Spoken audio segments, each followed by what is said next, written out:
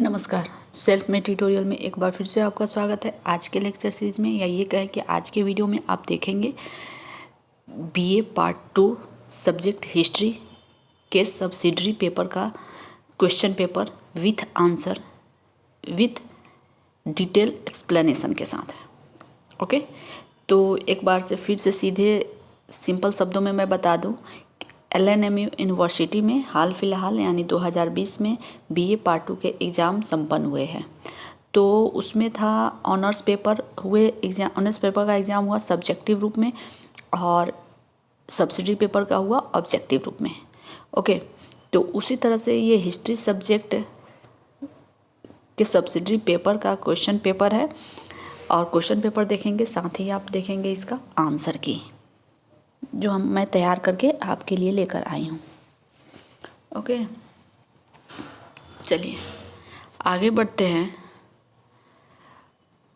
ये LNMU university का question paper मैं पहले ही बता दे चुकी हूँ, लेकिन फिर से बता देती हूँ। ओके, आगे बढ़ते हैं। हाँ, एक बात और, मैं इसका आंसर की मैं तो आंसर आपको टिक लगाते जाऊँगी जैसे जैसे वीडियो आगे बढ़ते जाएगा, और साथ ही यदि मैं इसको बैक करती हूँ तो इसका टिक लगाया हुआ मिट जाता है। तो मैं कोशिश करूँगी कि डिस्क्रिप्शन में आपके पूरे आंसर की अवेलेबल करा दूँ ताकि आप आसानी से देख सकें। ओके, चलिए क्वेश्चन नंबर 1, पानीपत की दूसरी लड़ाई में कौन पराजित हुआ? पानीपत की दूसरी लड़ाई में पराजित हुआ था हेमू। किसके किसके बीच हुआ था? ये हुआ था अकबर और हेमू के बीच में। हेमू एक हिंदू शासक था। ऐसा कहा जाता है कि दिल्ली की गद्दी पर बैठने वाला अंतिम हिंदू शासक कौन था? तो हेमू था। और ये युद्ध हुआ था 1556 ईस्वी में। और इसी के साथ मुग़ल साम्राज्य की जो शक्ति पावर है ये कहें वो पूरी तरह बढ़ जाती है पानीपत की दूसरी लड़ाई के बाद। ठीक है, बच्चों ने लगाया अकबर, जो गलत है, आंसर होगा Hemu. Question number 2,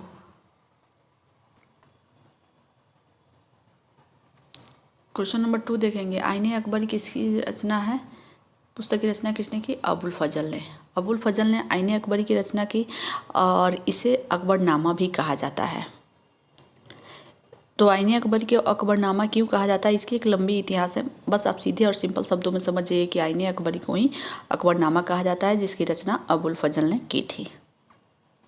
question number 3, Aurangzeb की मृत्यु कब हुई? औरंगजेब की मृत्यु हुई थी 1707 ईस्वी में, और इसी के साथ योग्य मुग़ल बादशाहों का शासन समाप्त हो जाता है। इसके बाद भी मुग़ल शासक हैं, लेकिन वो नाम मात्र के हैं। वो पहले जैसी उनकी गरिमा नहीं रही जो औरंगजेब तक थी। हुमायूं से लेकर, बाबर से लेकर औरंगजेब तक थी। क्वेश्चन नंबर 4, खानवा के युद्ध में पराजित होने वाला शासक कौन था? खानवा के युद्ध में पराजित होने वाला शासक था राणा संगा।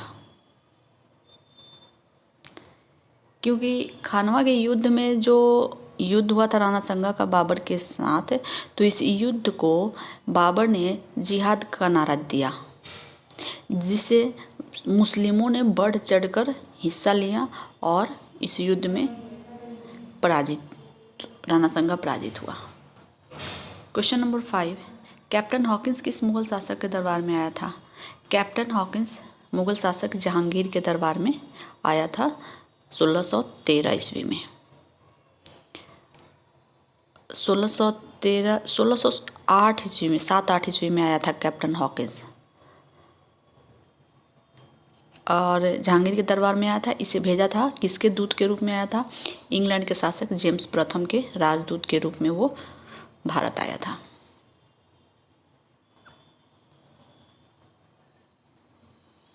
क्वेश्चन नंबर 5, कि कौन मुग़ल बादशाह आलमगीर के नाम से जाना जाता है? औरंगजेब। औरंगजेब आलमगीर के नाम से जाना जाता है। गुलबदन बेगम कौन थी? गुलबदन बेगम लेखक थी। वही गुलबदन बेगम है जिन्होंने हुमायूं नामा की रचना की थी। यह बाबर की पुत्री, हुमायूं की बहन और अकबर की बुआ थी। जिन्होंने हुमायूंनामा की रचना की और जो अकबर के दरबार की एक प्रमुख हस्ती भी थी। क्वेश्चन नंबर 8, शेर शाह ने अपना मकबरा बनाया था कहाँ? सासाराम में। शेर शाह ने अपना मकबरा सासाराम में बनाया था। ये सासाराम कहाँ है? बिहार में है। यह मकबरा विशेषता यही है, मकबरा की विशेषता यही है कि यह झीलों के बीच में स्थित है। क्वेश्चन नंबर 9, ताजमहल किसकी स्मृति में बनाया गया था? मुमताज महल के। बेगम मुमताज महल जो उनकी पत्नी थी, उनकी स्मृति में बनाया गया था ताजमहल। क्वेश्चन नंबर 10, तुजुक ए बाबरी किस भाषा में लिखी गई? तुर्की में। तुजुक ए बाबरी तुर्की भाषा में लिखी गई थी। स्वयं बाबर ने लिखा था। ये बाबर की आत्मकथा थी। इसे बाबरनामा के नाम से भी जाना जाता है। क्वेश्चन नंबर 11, पानीपत की प्रथम लड़ाई लड़ी गई थी किसके किसके बीच? पानीपत की प्रथम लड़ाई लड़ी गई थी बाबर और इब्राहिम लोदी के बीच। इसका आंसर होगा ए। और इस युद्ध के बाद भारत में मुगल साम्राज्य की स्थापना हो जाती है। बाबर इब्राहिम लोदी को हरा देता है और इसी के साथ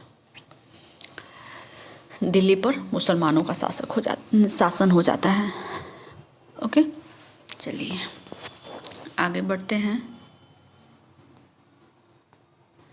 क्वेश्चन नंबर 12, नूरजहाँ पुत्री थी। नूरजहाँ किसकी पुत्री थी? नूरजहाँ मिर्ज़ा गयास बेग की पुत्री थी। मिर्ज़ा गयास बेग मुग़ल दरबार के वजीर के पद पर नियुक्त थे। ये कैसे नियुक्त हुए, मैं थोड़े से इतिहास बता देती हूँ आपको।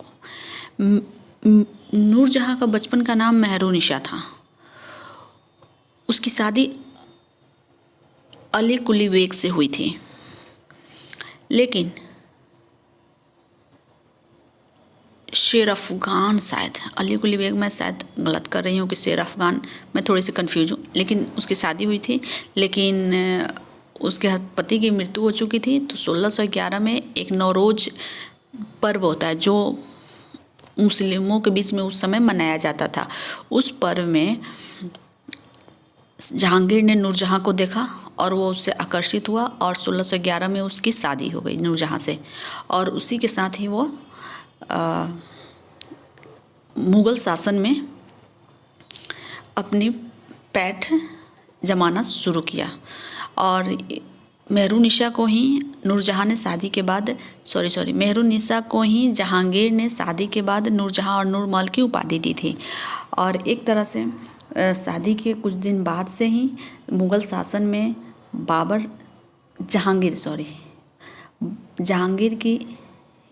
जहांगीर एक नाम मात्र का शासक रह गया और सारे शासन का बागडोर आ गया नूरजहाँ के हाथों में। और उन्होंने अपने पिता मिर्ज़ा गयास बेग को शासन के ऊंचे पदों पर नियुक्त किया। वह वजीर थे। उनके भाई आशफ खां थे, माता अस्मत बेगम थी।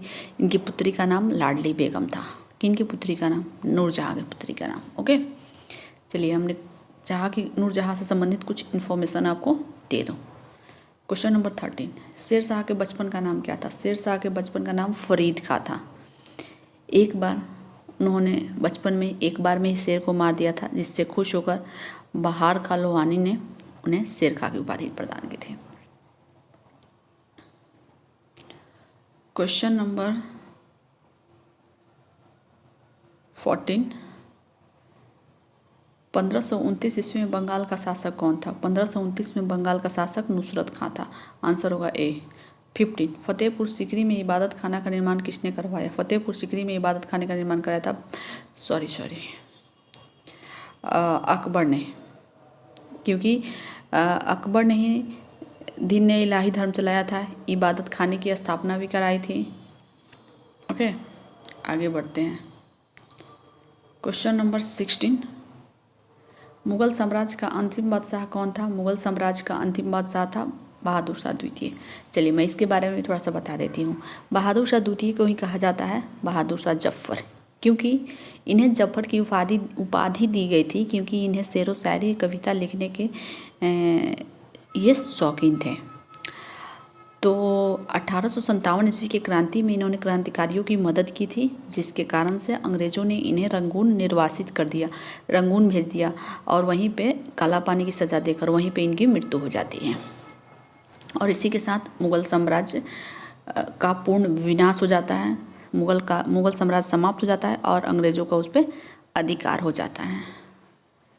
क्वेश्चन नंबर 17, मुग़ल कालीन मुख्य उद्योग था, क्या था? वस्त्र उद्योग, क्योंकि कपास और सूती वस्त्र उद्योगों का काफ़ी प्रचलन था और वहाँ का मुख्य उद्योग भी था। चलिए आगे बढ़ते हैं। क्वेश्चन नंबर 18, टोडरमल संबंधित है किससे? भू राजस्व सुधार से। आंसर होगा 19। मनसबदारी प्रथा किसने लागू की थी? मनसबदारी प्रथा लागू की थी अकबर ने।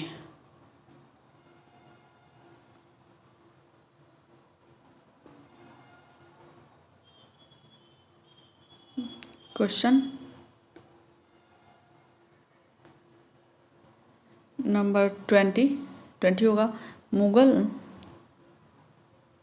मुगल शासनकाल में शहर का प्रधान था कौन? कोतवाल। शहर का प्रधान या नगर या शहर का प्रधान होता था कोतवाल। यदि किसी को लग रहा है कि हो सकता है कि ये हो सके सिकदार, तो सिकदार प्रांतों का प्रधान होता था और प्रांत में बहुत सारे नगर भी आते थे, तो इसीलिए इसका आंसर होगा सी। अम्ल गुजार था किससे संबंधित? भू राजस्व अधिकारी था। क्वेश्चन नंबर 22, जकात क्या था? एक प्रकार का कर था, टैक्स। 23, अकबर ने जजिया नामक कर किस वर्ष समाप्त किया?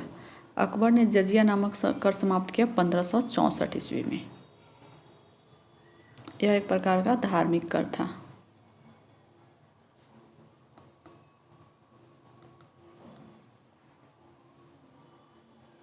सर्वप्रथम किस शासक ने चांदी का सिक्का चलवाया? ओके, सर्वप्रथम शेरशाह सूरी ने चांदी का सिक्का चलवाया जो 178 ग्रेन का होता था, यानी 11.34 ग्राम का।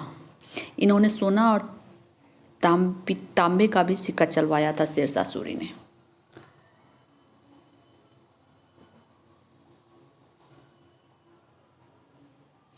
क्वेश्चन नंबर 25, निर्गुण भक्ति का प्रचार किया किसने? सूरदास नहीं, मीराबाई ने भी नहीं, बसावन ने भी नहीं, गुरु नानक देव। क्योंकि निर्गुण भक्ति आती है तो सबसे पहले आपके मन में आता है किनका नाम? आपका आता है कबीर जी का नाम, कबीर का नाम आता है, लेकिन गुरु नानक भी निर्गुण भक्ति परंपरा के ही संत थे। क्वेश्चन नंबर 26, अकबर के मकबरे का निर्माण कहाँ हुआ था? अकबर के मकबरे का नाम सिकंदरा में हुआ था। ये सिकंदरा कहाँ है? बच्चों ने लगाया फतेहपुर सीकरी, जो गलत है। सिकंदरा में हुआ था। सिकंदरा कहाँ है? आगरा से 4 किलोमीटर दूरी पर स्थित है सिकंदरा में, जहाँ खुद अकबर ने अपने मकबरे का निर्माण करवाया था। क्वेश्चन नंबर 27, शाहजहां ने मोती मस्जिद का निर्माण किया था कहाँ? शाहजहां ने मोती मस्जिद का निर्माण कराया था आगरे में। ओके, मोती मस्जिद का निर्माण कहाँ कराया था? आगरे में कराया था। क्वेश्चन नंबर 28, अकबर का प्रतिशासक कौन था? अकबर का प्रतिशासक था बैरम खां। यानी अकबर जब बचपन में कम उम्र में गद्दी पर बैठ गया 13 साल की उम्र में, तो उसका एक संरक्षक होता था, तो वो था बैरम खां।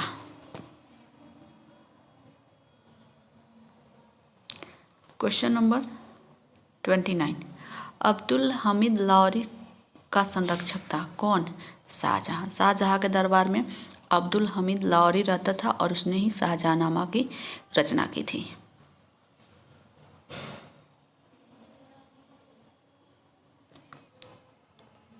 क्वेश्चन नंबर 30, फ्रैंको बर्नियर था कहाँ का यात्री था? फ्रैंको बर्नियर ये शायद शाहजहां के दरबार में आया था और ये था एक फ्रांसीसी यात्री था।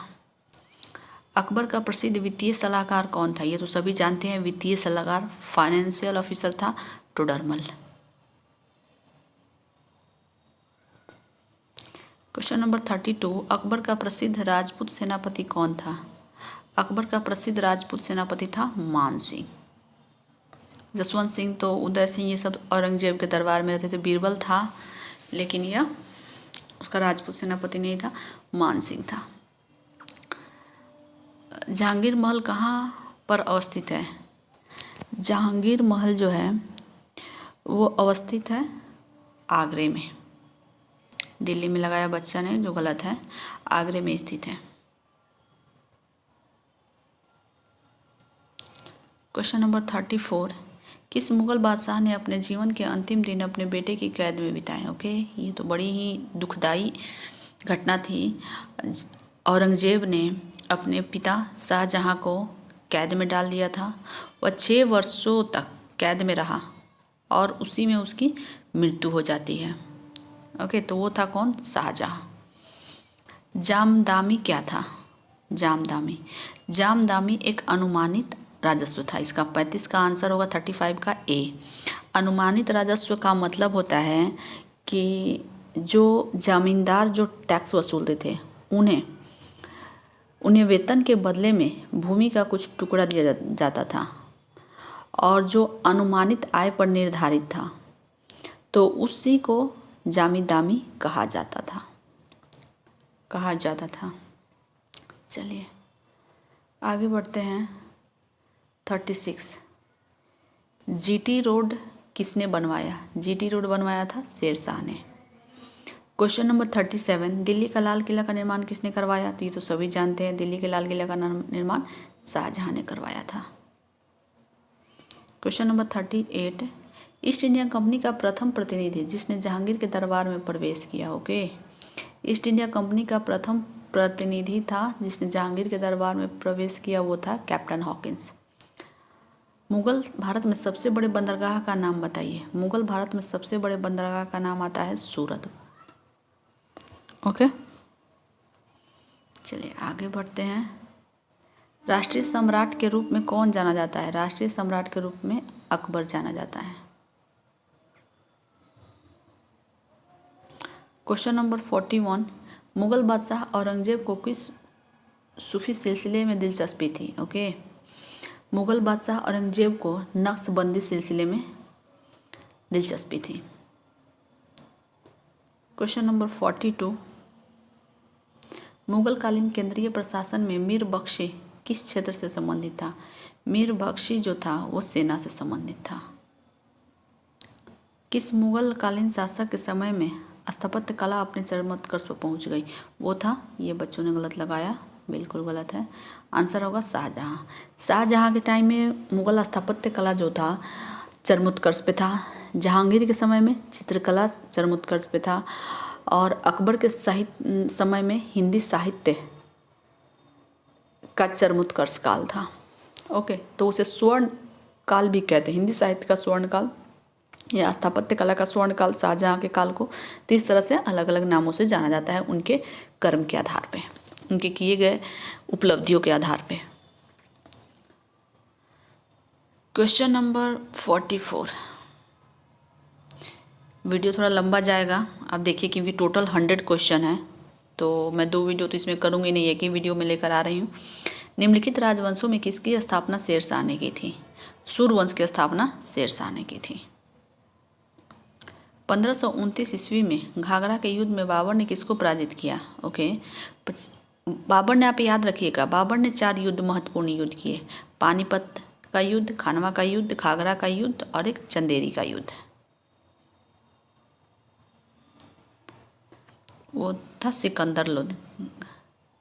सॉरी, ये गलत आंसर होगा। इसमें हो जाएगा 1529 में घाघरा के युद्ध में बाबर ने किसको पराजित किया? महमूद लोधी को पराजित किया था। 46 क्वेश्चन नंबर, अकबर के दरबार का सर्वश्रेष्ठ संगीतज्ञ तानसेन संबंधित थे? किस घराने से संबंध रखते थे तानसेन? तो वो ग्वालियर घराने। ग्वालियर कहाँ है? मध्य प्रदेश में। 47, जहांगीर के आदेश से किस सिख गुरु को मारा गया? अर्जुन देव को मारा गया था।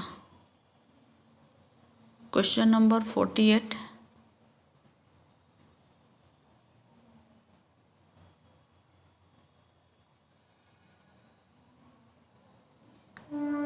क्वेश्चन नंबर 48 में आप देखेंगे 1867 ईस्वी में किस साम्राज्य को औरंगजेब ने शामिल किया। ओके, ये गलत है। ओके, थोड़ा सा ध्यान से देखिए, ई हो जाएगा 1667 में।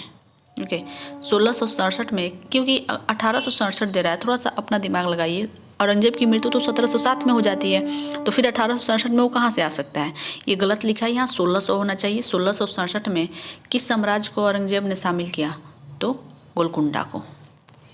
49 किस मुगल सम्राट ने तंबाकू के प्रयोग को प्रतिबंधित किया, जहांगीर ने। क्वेश्चन नंबर 50 मुगल सम्राट जिसने अपनी आत्मकथा लिखी थी कौन था, बाबर। किसने, जिसे तुजू के बाबरी या बाबरनामा भी कहा जाता है। क्वेश्चन नंबर 51 रामकृष्ण मिशन के संस्थापक कौन थे, तो स्वामी विवेकानंद। रामकृष्ण मिशन के संस्थापक थे स्वामी विवेकानंद।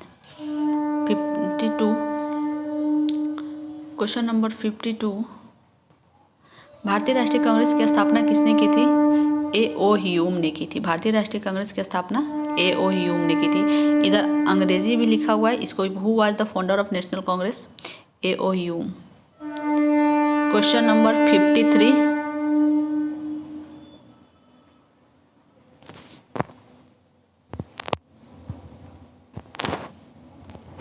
क्वेश्चन नंबर 53 देखेंगे। क्वेश्चन नंबर 53 हो जाएगा गांधी जी ने किस गोलमेज सम्मेलन में भाग लिया।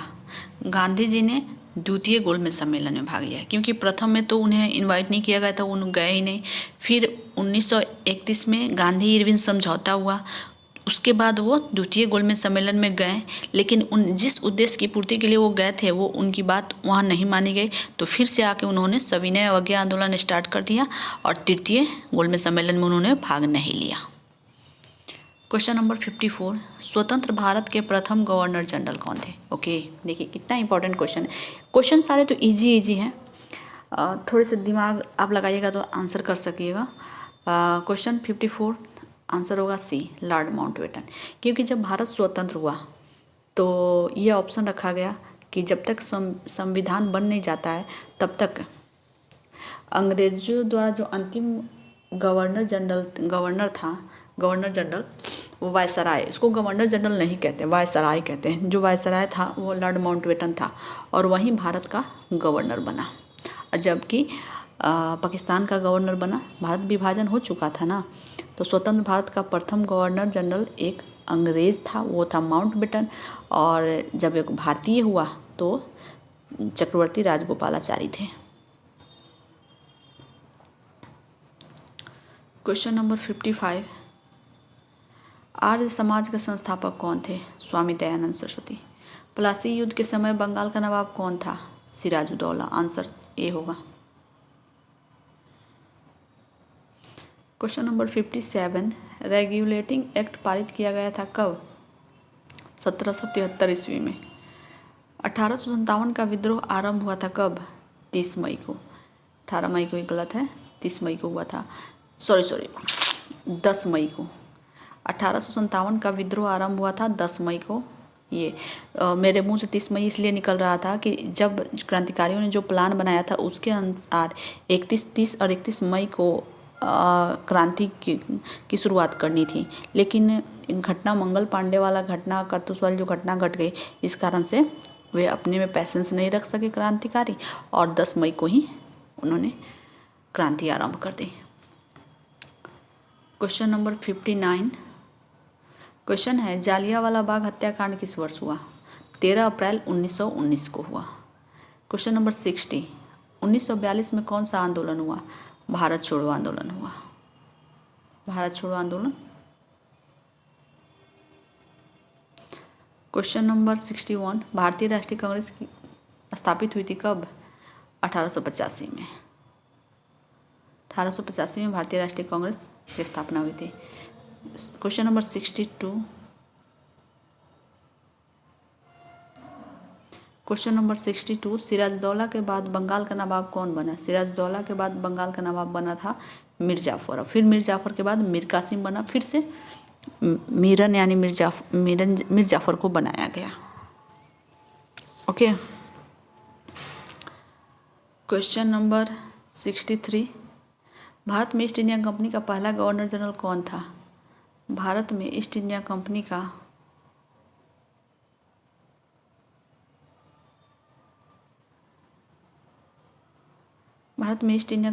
पहला गवर्नर जनरल कौन था? Warren Hastings.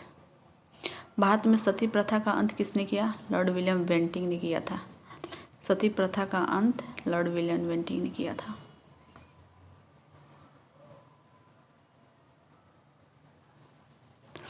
क्वेश्चन नंबर 65, इसका आंसर होगा भारतीय राष्ट्रीय कांग्रेस की पहली बार कब विभाजित हुई? भारतीय राष्ट्रीय कांग्रेस जिसकी स्थापना 1885 ईस्वी में हुई थी, AOU ने जिसे किया था, जिसे स्थापित, तो उसमें विभाजन हुआ था 1907 के सूरत अधिवेशन में, जिसके अध्यक्ष रास बिहारी बोस थे।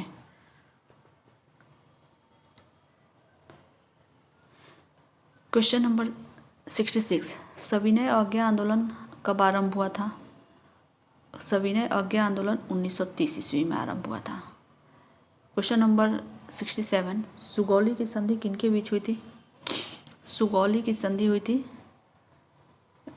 ईस्ट इंडिया कंपनी और नेपाल के बीच, 1816 ईस्वी में हुई थी। इसे सगौली की संधि भी कहते हैं। क्वेश्चन नंबर 68, आज़ाद हिंद फौज का गठन किस वर्ष किया गया था? आज़ाद हिंद फौज का गठन 1942 ईस्वी में किया गया। 69, भारतीय राष्ट्रीय कांग्रेस के किस अधिवेशन में भारत की पूर्ण स्वतंत्रता का प्रस्ताव पारित किया गया? भारतीय राष्ट्रीय कांग्रेस के लाहौर अधिवेशन में 1929 ईस्वी में। ओके, लाहौर अधिवेशन में 1929 ईस्वी में पूर्ण स्वतंत्रता यानी पूर्ण स्वराज की घोषणा की गई थी। क्वेश्चन नंबर 70 है, भारत में स्थायी भूमि बंदोबस्त किसने लागू किया? भारत में स्थायी भूमि बंदोबस्त लॉर्ड कॉर्नवालिस ने 1793 यानी 1793 को लागू किया था। क्वेश्चन नंबर 71, साबरमती आश्रम कहाँ पर अवस्थित है? साबरमती आश्रम अहमदाबाद में अवस्थित है। बरदोली सत्याग्रह का नेता कौन था? सरदार वल्लभ भाई पटेल। बरदोली सत्याग्रह के नेता सरदार वल्लभ भाई पटेल थे और महिलाओं ने इनके कार्यों से प्रभावित होकर इन्हें सरदार की उपाधि भी दी थी। क्वेश्चन नंबर 73, बंगाल सरकार के द्वैध व्यवस्था को किसने समाप्त किया? बंगाल सरकार के द्वैध व्यवस्था को वारेन हेस्टिंग्स ने समाप्त किया। प्रथम आंग्ल मैसूर युद्ध के समय कौन ब्रिटिश गवर्नर जनरल था? इनमें से कोई नहीं, क्योंकि प्रथम आंग्ल मैसूर युद्ध 1767 यानी 1767 ईस्वी में स्टार्ट हुआ था और 69 ईस्वी में 69 में समाप्त हुआ था। तो उस समय गवर्नर जनरल नहीं होता था। गवर्नर जनरल की नियुक्ति होनी स्टार्ट हुई 1772-74 से। क्वेश्चन नंबर 75, भारत में डाक सेवा की स्थापना किस गवर्नर जनरल ने की थी? तो लॉर्ड डलहौजी ने की थी। रॉलेट एक्ट कब पारित हुआ था? तो 1919 ईस्वी में। इसी रॉलेट एक्ट को काला कानून भी कहा जाता है, जिसके तहत किसी व्यक्ति को अंग्रेज विरोधी गतिविधियों में शामिल होने के संदेह मात्र से गिरफ्तार किया जा सकता था। इसे काला कानून इसलिए कहा गया क्योंकि इस कानून में आप कोई दलील नहीं दे सकते, आप कोई वकील नहीं रख सकते। आइए, कोई बिना दलील, बिना वकील और आप पे कोई बिना कार्रवाई किए भी आपको गिरफ्तार किया जा सकता था।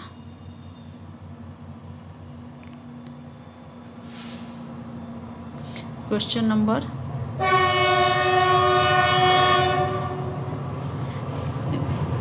77, इसमें आप देखेंगे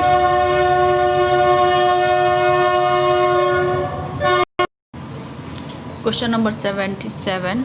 ओके, अब देखेंगे भारतीय राष्ट्रीय कांग्रेस की पहली महिला अध्यक्ष कौन थी? भारतीय राष्ट्रीय कांग्रेस की पहली महिला अध्यक्ष थी एनी बेसेंट। तो एक बात और बता दूं, भारतीय राष्ट्रीय कांग्रेस में 3 महिला ने भारतीय राष्ट्रीय कांग्रेस की अध्यक्षता की थी। तो पहली थी तो एनी बेसेंट, उसके बाद से नेली सेनगुप्ता, शायद 1925 में उन्होंने अध्यक्षता की थी। फिर 1933 ईस्वी में Sarojini Naidu. Question number 78, question number 78, Swaraj मेरा जन्मसिद्ध अधिकार है, किसने कहा? बाल गंगाधर तिलक ने कहा था। ये गलत है। स्वराज मेरा जन्मसिद्ध अधिकार बाल गंगाधर तिलक ने कहा था। क्वेश्चन नंबर 79 क्वेश्चन है, काल कोठरी की घटना संबंधित थी किससे? प्लासी के युद्ध से। क्वेश्चन नंबर 80 किस अधिनियम के अंतर्गत प्रांतीय स्वायत्तता प्रारंभ हुआ? यानी किस अधिनियम के तहत, किस एक्ट के तहत प्रांतीय स्वायत्तता और केंद्र में द्वैध शासन लागू हुआ? वो था 1935 के एक्ट के तहत, 1935 ईस्वी के अधिनियम के तहत। क्वेश्चन नंबर 81 मुस्लिम लीग का निर्माण कब और कहाँ हुआ था? मुस्लिम लीग का निर्माण 1906 ईस्वी में ढाका में हुआ था, सलीमुल्लाह खां के नेतृत्व में। क्वेश्चन नंबर 82 धन निष्कासन का सिद्धांत का किसने प्रतिपादन किया था? दादा भाई नौरोजी ने। ड्रेन थ्योरी जिसको कहते हैं, उसे ड्रेन थ्योरी को निष्कासित किया था किसने? निष्कासन किया था दादा भाई नौरोजी ने। क्वेश्चन नंबर 83 क्वेश्चन है, सर्वप्रथम किसने पाकिस्तान शब्द का व्यवहार किया था? सर्वप्रथम रहमत अली ने। कैम्ब्रिज विश्वविद्यालय में पढ़ने वाला एक छात्र था रहमत अली चौधरी। इसने ही पाकिस्तान का निर्माण 5 मुस्लिम प्रांतों के इनिशियल यानी प्रारंभिक शब्दों से मिलाकर बनाकर इसका पहला नाम दिया था। क्वेश्चन नंबर 84 दांडी मार्च के साथ किस आंदोलन का आरंभ हुआ? दांडी मार्च के साथ, या ये कहें नमक कानून के हुआ था सविनय अवज्ञा आंदोलन का शुरुआत। 85 ब्रिटिश सरकार द्वारा साइमन कमीशन की घोषणा की गई थी कब? ब्रिटिश सरकार द्वारा 8 नवंबर 1927 को साइमन कमीशन की घोषणा की गई थी और 3 फरवरी 1928 को साइमन कमीशन भारत आया था। क्वेश्चन नंबर 86 गांधी जी ने नमक सत्याग्रह कब शुरू किया? गांधी जी ने 12 मार्च 1930 को नमक सत्याग्रह शुरू किया और इसी को दांडी मार्च भी कहा जाता है, जो 6 अप्रैल को जाकर समाप्त हुआ और उसी समय सविनय अवज्ञा आंदोलन स्टार्ट हो गया। क्वेश्चन नंबर 87 भारतीय संविधान के अध्यक्ष कौन थे? भारतीय संविधान के अध्यक्ष डॉक्टर राजेंद्र प्रसाद थे। बक्सर का युद्ध किनके बीच हुआ था? बक्सर के युद्ध ब्रिटिश ईस्ट इंडिया कंपनी और बंगाल के नवाब के बीच। बंगाल का नवाब कौन था? मीर कासिम था। सत्यार्थ प्रकाश के लेखक कौन है? स्वामी दयानंद सरस्वती। चौरा चौरी की घटना संबंधित थी असहयोग आंदोलन से, यानी कि असहयोग आंदोलन जब 1920 ईस्वी में स्टार्ट हुआ तो गांधी जी ने कहा था कि हम सिर्फ सरकार के कामों में असहयोग करके अपने आंदोलन को आगे बढ़ाएंगे, कोई हिंसा नहीं करेगा, कोई हिंसा नहीं फैलाएगा। तो इसी अनुशंसा के साथ ये आंदोलन आगे बढ़ रहा था। लेकिन जब गोरखपुर के चौरा चौरी नामक स्थान पर जब क्रांतिकारियों ने उत्तेजित होकर एक थाने में आग लगा दी तो उसी में बहुत सारे पुलिसकर्मी भी मारे गए। तो उसी के साथ गांधी जी ने असहयोग आंदोलन को समाप्त कर दिया, क्योंकि वो नहीं चाहते थे कि कोई आंदोलन स्टार्ट हो और उसमें हिंसा हो। उन्होंने इसकी वार्निंग पहले ही दे दी थी। क्वेश्चन नंबर 91 कर्जन द्वारा बंगाल का विभाजन कब किया गया? कर्जन द्वारा बंगाल का विभाजन 1905 ईस्वी में किया गया था, जिसे लागू किया 16 अक्टूबर 1905 को लागू किया गया था।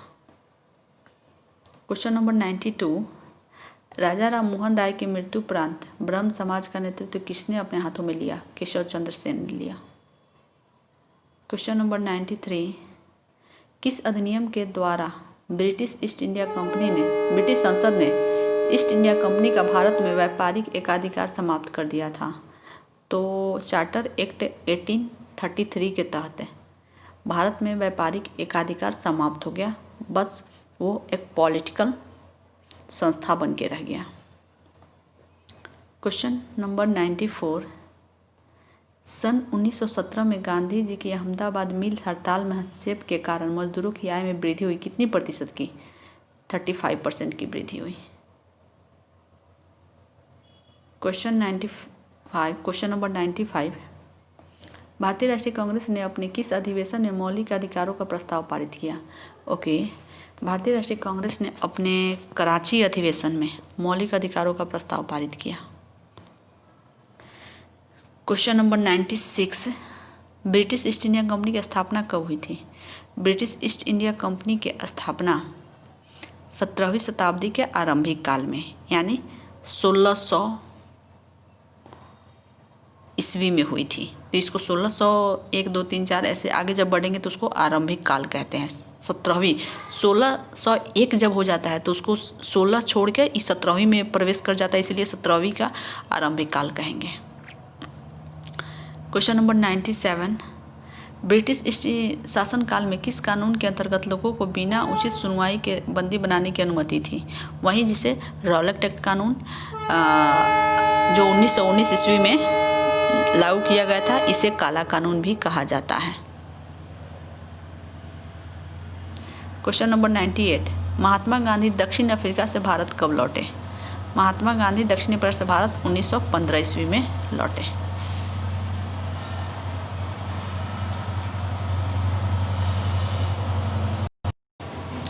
क्वेश्चन नंबर 99, बक्सर के युद्ध के समय बंगाल का नवाब कौन था? बक्सर के युद्ध के समय बंगाल का नवाब था Mir Qasim. Question number 100, question है, भारत छोड़ो आंदोलन के दौरान किसने करो या मरो का नारा दिया था?